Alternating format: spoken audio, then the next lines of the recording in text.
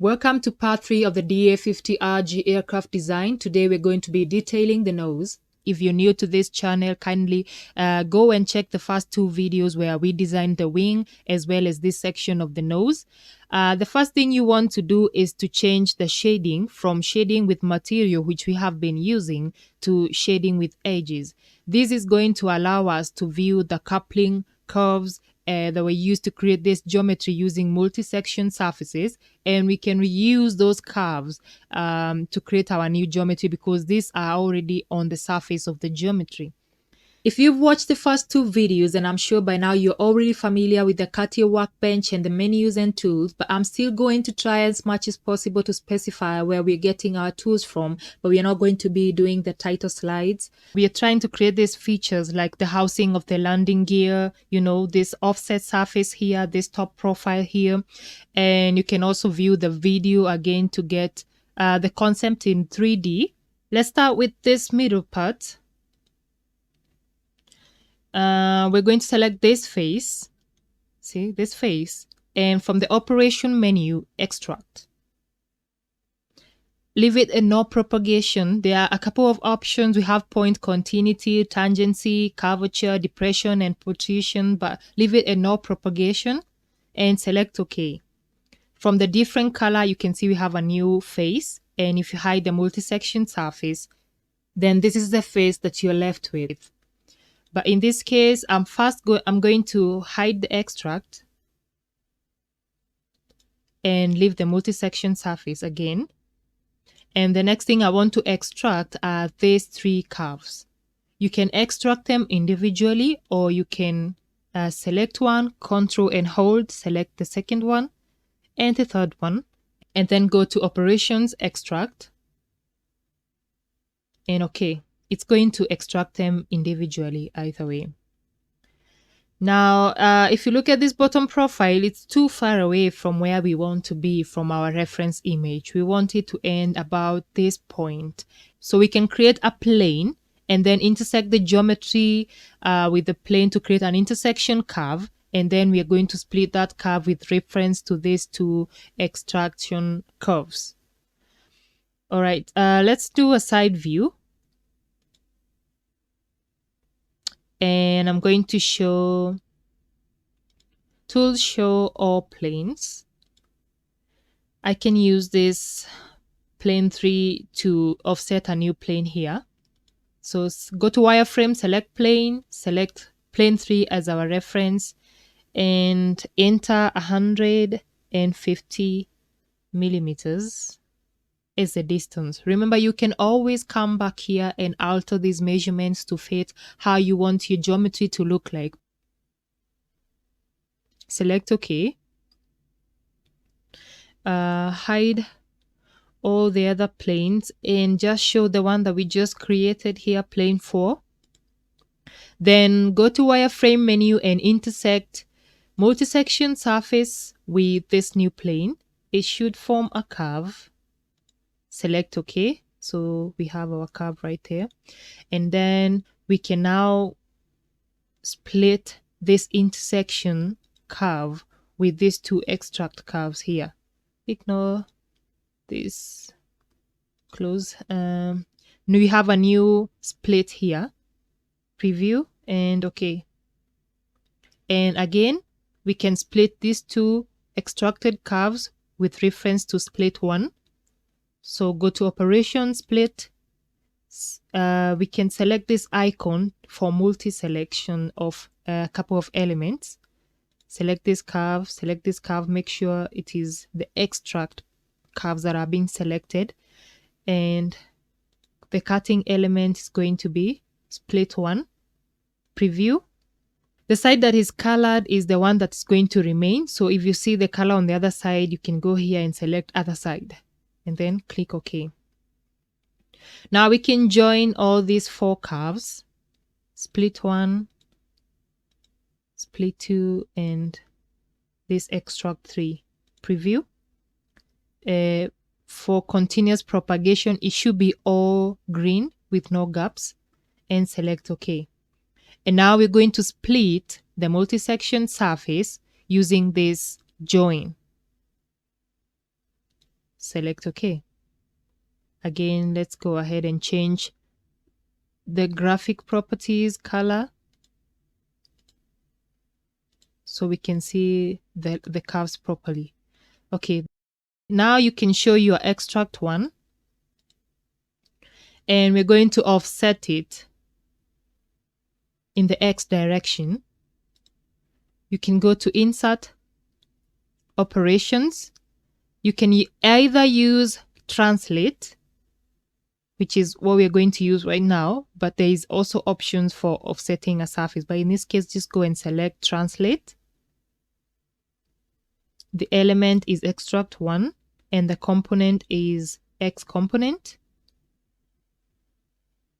Let's select the side view again because I want it to offset up to this particular distance, about here. Try 50 millimeters. Preview. Hide the initial element. Okay, I think that looks okay. And because we don't want the two surfaces to connect linearly, we having a flat surface there, we are also going to offset this to a normal direction to the surface. So hide this split 4. And then on this surface, we're going to create a point. So select point and then point type on surface. And then select this surface and leave it at the default in the middle. So this should be 0. Preview and OK. Then we're going to create a line on this surface, normal to the surface, and select this point. You can have any considerable distance you want because we're just using it for transformation. So I'm going to leave it at that. We have that line and we are going to use this line to offset. Go back to showing split 4. And now we're going to translate again. Translate 1. And then the direction is line 7 that we just created. Distance, let's try 20 millimeters. It should leave a considerable room here before it intersects the surface. So I think this is okay, and select OK. Now we need to create another plane, just a small offset distance from this plane so that we can use it to intersect translate 2. Go to wireframe menu, select plane, offset from plane 4, about 30 or 40. Let's try 40 millimeters. That's fine. And OK. I'm going to hide plane 4. Now split translate 2 using plane 5. The meshed part is the one that they're going to remove, so make sure the meshed part is on this side. If it's not, select other side and then OK. So let's create some splines to use as our guides. I'm going to start with this top surface. Go to wireframe menu and select spline. Then use this first vertex, this second vertex, but I don't want it to connect just as a straight line, so I'm going to give a tangency direction to the second point. So click on tangents direction and then select this curve. I also want to reduce the tension to about 0.5. You can do that by going to show parameters, and you can either reduce using the scroll down. I don't know if it's working. Or you can just type it in 0.5. Preview and OK. Repeat the same for the other side. Select spline, this vertex, and this vertex. Zoom in to make sure you're selecting what you actually mean to select. OK. And then give the second point a tangency direction and reduces to 0.5. Preview and OK.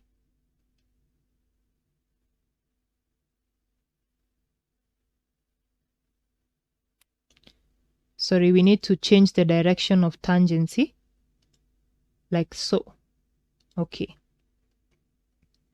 So we are going to have this surface, which is a bit curved. So to fill in the surfaces, it's very easy. You can use either multi-section surface, you can use a fill method. In this case, I'm going to use multi-section surface to connect the two.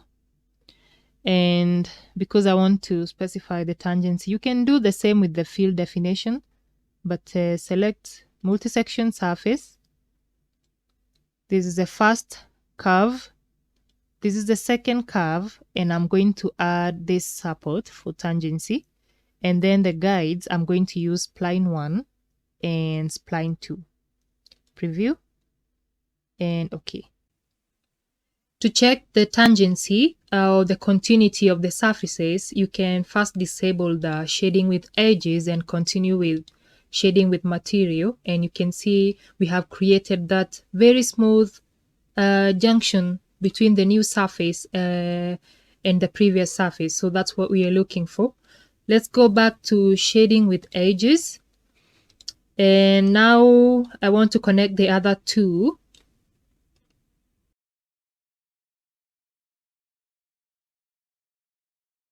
I want to fill up the gaps. I'm going to do it in 3 sections. So it means we need to make another spline right here to connect the two. And I'm starting to feel like this is a bit too far. Let's bring it a bit closer. We can do that by moving the plane that we used to split the surface. We had 30 millimeters. Let's try, we had 40, let's try 30 millimeters. Preview. I just need to click the surface and see where it is.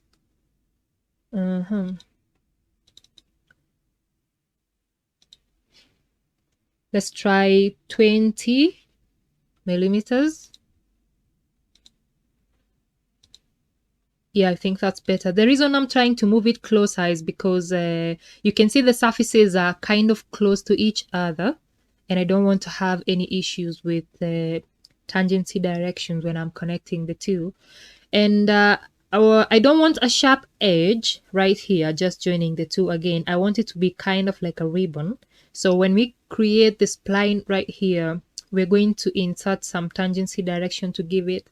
It goes up and then down. Let's do it practically. Select spline, the first vertex. We're going to hide this so we can select the second point. And then this first point, we're going to give it a tangency direction so it can show again the multi-section surface or the split. Sorry.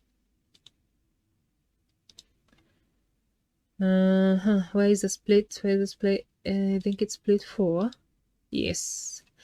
So the first point, we're going to give it this tangency.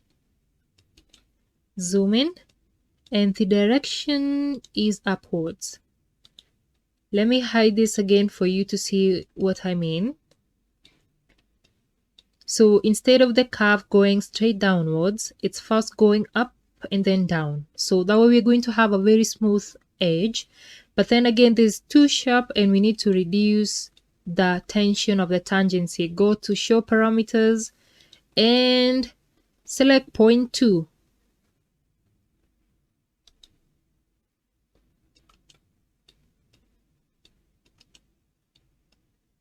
Right, there it is.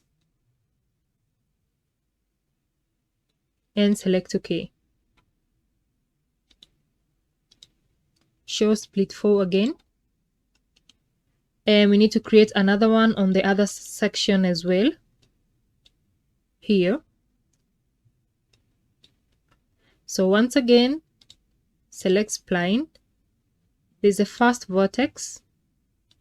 Hide split 4. Select the second vertex. Give the first point tangency direction.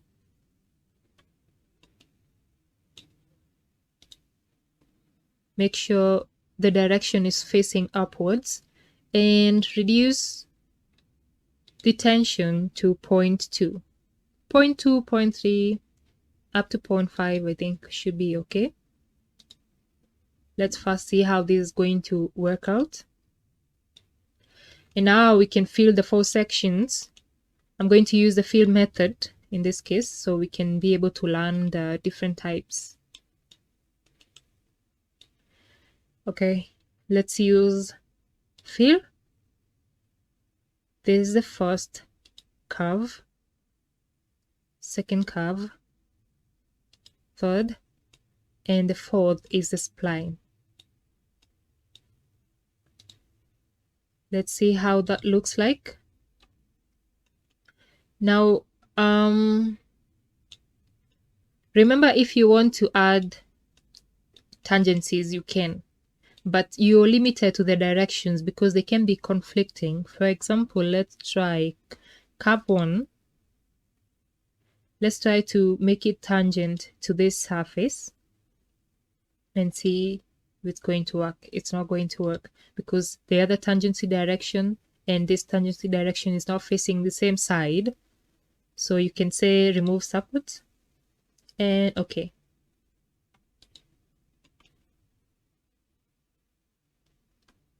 Right, repeat the same for this side. Select fill in all 4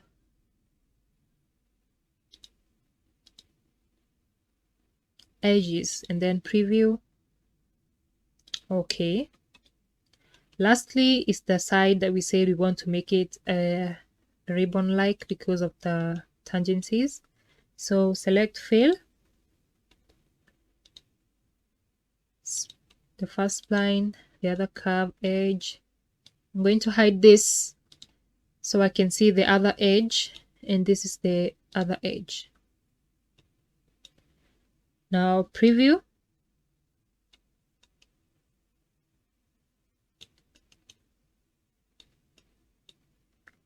And okay. Now my ribbon is kind of very small right here. So I think what I'm going to do is to add the tension a little bit. So go to the splines that we just created last, the 2 splines, and you can edit the tension. Say 0.5, select OK, and then the second one, edit the tension to 0.5. I'm just double clicking on them and you can be able to edit. So we have this, you can see the surface is curved and then it's joining to the outer one. All right, let's show split 4.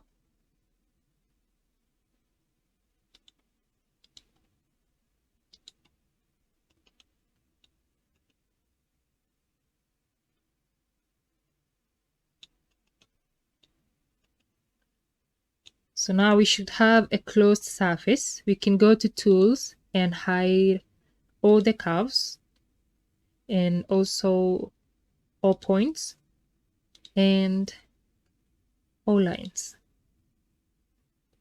planes as well. And let's see if all these surfaces are going to join together.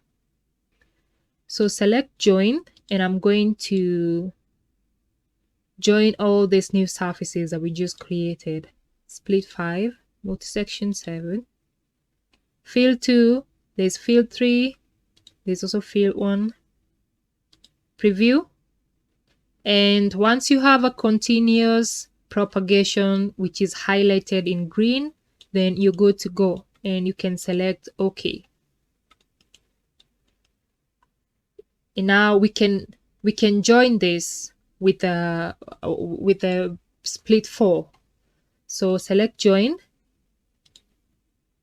4 with split 4, preview, and once again we only have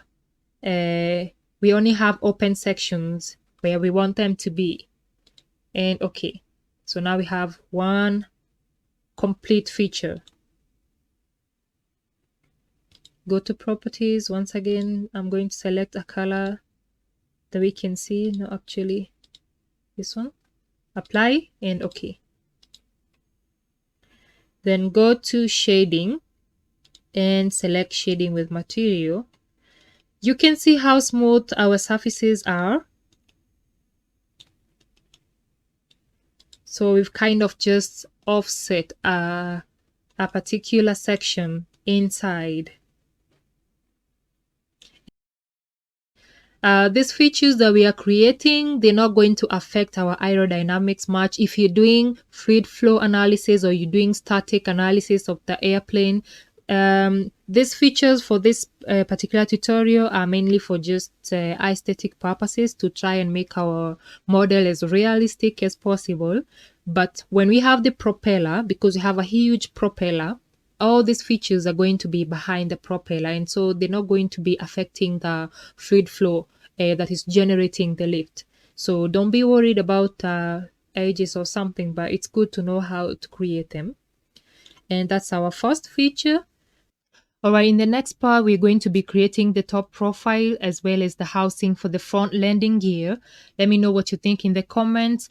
If you haven't watched the first two videos, kindly go back and watch them so that we can be able to move along together. Don't forget to like and subscribe, and see you in the next part.